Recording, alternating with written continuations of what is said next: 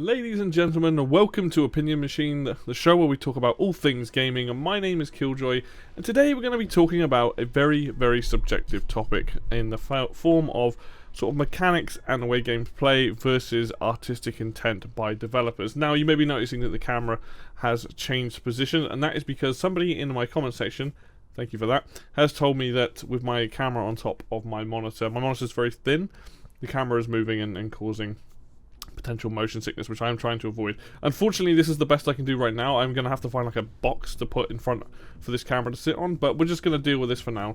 This is also a weird video because I didn't really have any like footage really to show for this to kind of get my point across, but I need to talk about this topic because it's driving me nuts. I'm going to say this from the start. We're going to be talking about this idea of gameplay mechanics and the player experience versus the artistic direction that a developer may have intended for a game, and why I think personally like you should never purposely inconvenience the player or make their experience a lot worse because you have a particular artistic direction. Now, if you are somebody who thinks games is art and that's the way they should always be, you may find that this discussion could be quite frustrating for you, right? I fall on the mechanics side of games. So how did this come about? Why am I talking about this? Well, this is because I was scrolling through Twitter and there was a GameSpot article and it was a picture and it said, hey look, somebody's modded in a pause button into Elden Ring. Cool. Shouldn't really affect anybody, should it? They can do what they want. Underneath that you have somebody who essentially was like, oh, you shouldn't play this game. You know, it's not gatekeeping, you know that. You shouldn't play this game, it's not for you. And the fact that there was so many people like being like, yeah, if you know, this is not a game for you, shouldn't play it, stop trying to ruin the experience, blah blah blah blah blah.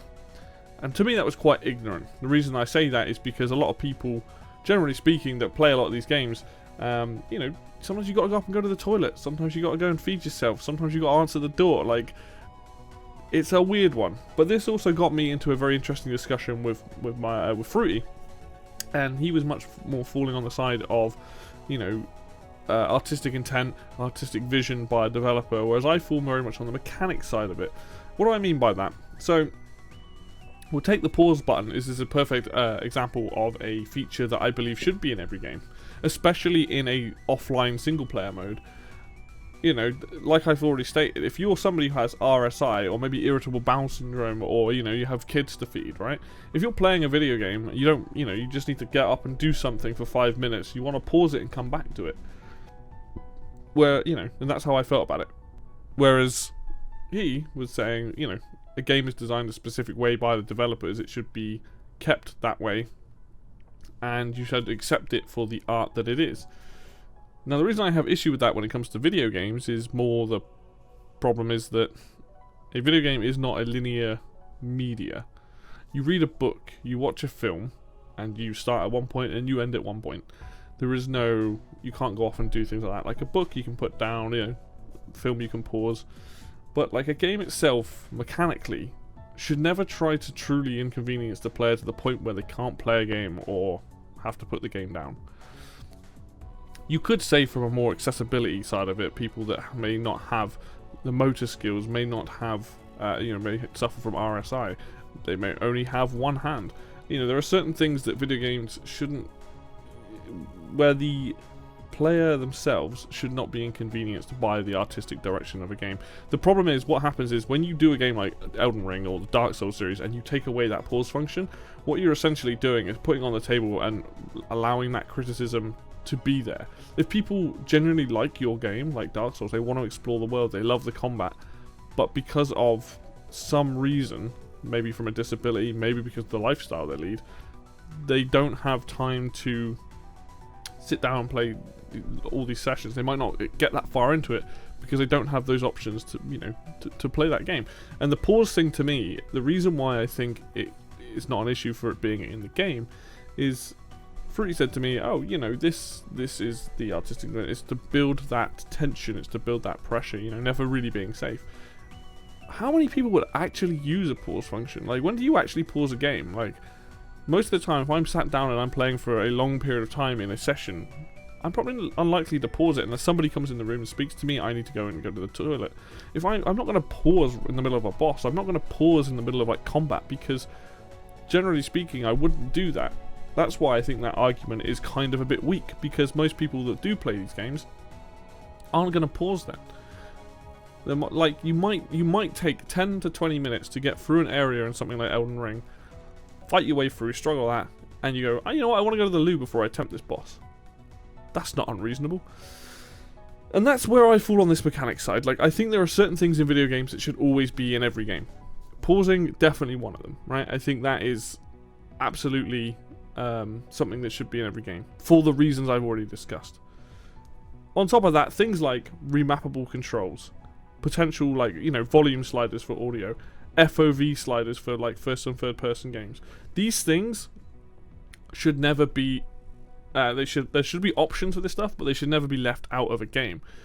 You know, if somebody makes this incredible horror series, but the FOV's like at 30, it's really in, and half the player base is like, well, we love your game, but we can't play it because it's just motion sick. Could you know, maybe make the motion, the field of view a bit wider so we can enjoy it? And they're like, well, it's my artistic intent and vision to make the game this way. That's great, but basically what you're doing is alienating a bunch of people that are generally like your game but cannot play it because of a severe problem. And I think that's when you have to say, actually, your artistic intent here for a video game, for a medium that is interactive, that's not okay, and you should be criticised for that. Constructively criticised, but criticised for it nonetheless. I'm not saying that people that see video games as art are wrong. You're not wrong, right? This is a very subjective topic. But as far as I'm concerned, at any point a game is put out there and essentially you inconvenience the player in a way that really shouldn't be an inconvenience, you're open to criticism. That game cannot be that 10 out of 10 that you so desire, you know, that highly rated game, if you're going to take away these things.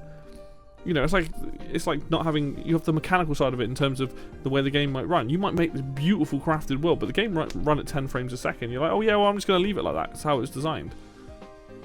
No one's going to play that. No one's going to want to play that. You at least have a smooth experience. This idea that, you know, gatekeeping, you know, or not gatekeeping, you know, saying go play something else because you can't pause it. That's just ignorant. That is just straight up ignorant, right? It's like any game. Any game that has a single player option, who cares what the other person's doing, right? I'm not the sort of person that would play Elden Ring because I don't enjoy that type of combat. The game looks fantastic. The world looks fantastic. Is it a game that I would like to explore the world? Yeah, sure. Give me an invincibility cheat. I'll go and enjoy it and have a great time. You know, it doesn't matter. I'll be playing it offline, right? And that's where the issue comes in when you have the fanboys and the hardcore people that are like, oh, go play something else. The main issue is that these developers deserve criticism for not having these functions in there in the first place. You can say, oh, it's From Software's idea not to have a pause button because they don't want you to feel safe. Well, that's fine, but that doesn't mean that the game's going to lose people because they want to be able to just have that functionality there. Now, I don't know what the options menus are like in those games. There could be things like, you know, maybe you can't turn motion blur off. I don't know, you probably can. There are going to be other things potentially in there that would affect that experience. And let's just say this isn't just something like Elden Ring. You got to remember, like Metroid Dread, a game that I absolutely love. When that came out, people were like, it's too hard, it needs an easy mode. 6 months later, or less than that, 5 months later, they've added in a rookie mode, right? You just get more health pickups. I think you take less damage and get more health pickups, something like that. Yes, maybe their artistic vision was not to have that in the first place, but they had feedback, they listened to it. The game did well, and they were like, okay, here is an option. And this is why I'm all for options, right? I don't care if your game is intended to have a no pause button or no particular feature, right? Options are never a bad thing. Difficulty options are never a bad thing, right? And I think we need to start getting to this point where these things are included, right? You can have a recommended settings where this is how the game was intended to play. Maybe a couple months later you go, here are some options for people that maybe are struggling a bit, or maybe to help out people that need to be able to pause the game, need to be able to remap the controls because their hands don't work. You know, they need to change the way the buttons layout is. I generally, like, this is something that really bothers me because, you know, I'm colorblind myself, right? I don't expect every game to have colorblind modes, but it's nice when they're there, right?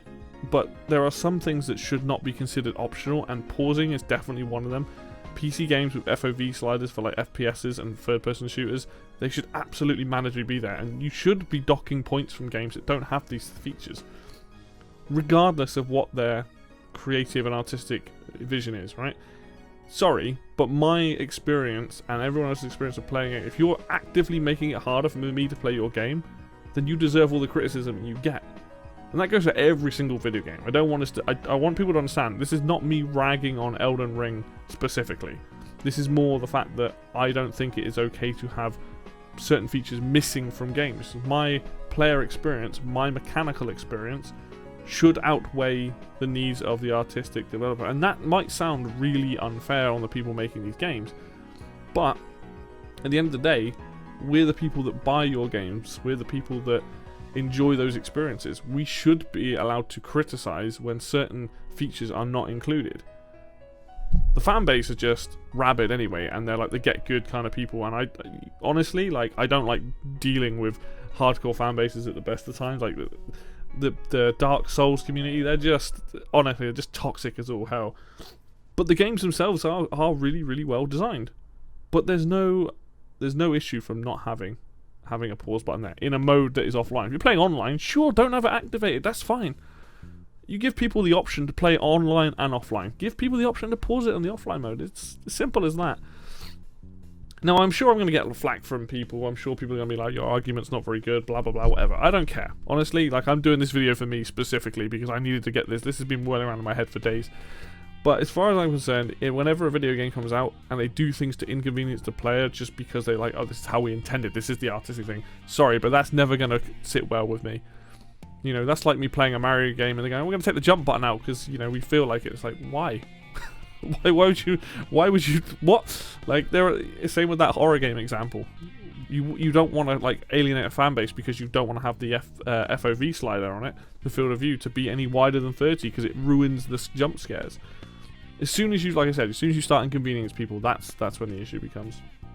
Now, I could keep going on and on and on and rambling like this, so I'm not. I'm gonna end it there, but this is something that I genuinely just want to make a point of. Like, this is my opinion on it, and this is how I feel about it.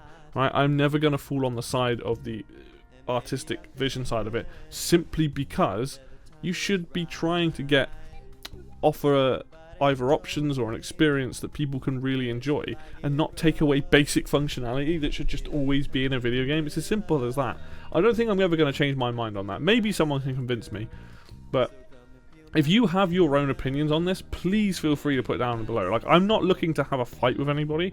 I just want to make this clear that I am one of these people that is absolutely like, hey, if you're going to take away this thing, I'm going to criticize your product for not having that thing, because that's fair game. You put it out like that, right? And I know that sounds really dumb because that's like every product ever, but when it comes to basic things like that, I think it's really good to flag this stuff up. You know, whatever the fan base says is whatever, but like, any game that doesn't have those things deserves to be criticized for it. That's how I see it. So, thank you very much for watching as always. It's a bit of a weird video, a bit of a weird rant, probably rambling for God knows how long. But if you like the video, hit like. If you want to see more content like this, and hit subscribe. Links for Facebook and Twitter will be down below. And like I said, please feel free to, like, you know, if you want to have a constructive back and forth with me, please feel free to put it in the comments down there, because I would like to know where people stand on things like this. If you're just going to turn up and be like, no, don't play the game because of, like, the feature, like, I'm not interested. I want to know why people, like, would prefer, like, you know, like playing the game as the artist intended. Or do you prefer the same sort of thing? Like, mechanically, should it be on a certain level? So, but yeah, thank you very much for watching as always, and I'll see you next time.